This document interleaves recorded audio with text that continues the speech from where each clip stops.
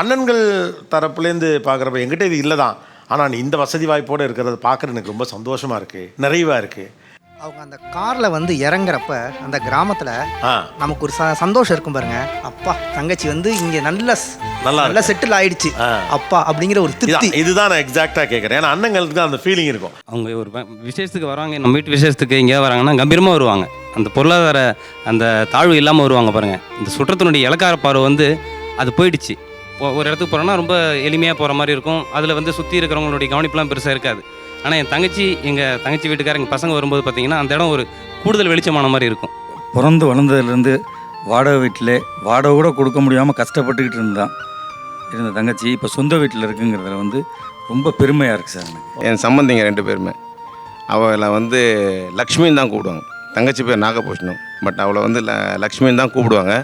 கல்யாணம் ஆகும்போது அவங்க என்ன பண்ணிட்டாங்க, அவள் எந்த கஷ்டப்படக்கூடாதுன்றக்காகவே புதுசாக சிம்னி வாங்கி டச் ஸ்க்ரீனில் இருக்கிற மாதிரி சிம்னிலாம் வாங்கி போட்டு புது ஏசி போட்டு அவளை நல்லா பார்த்துக்கிறாங்க.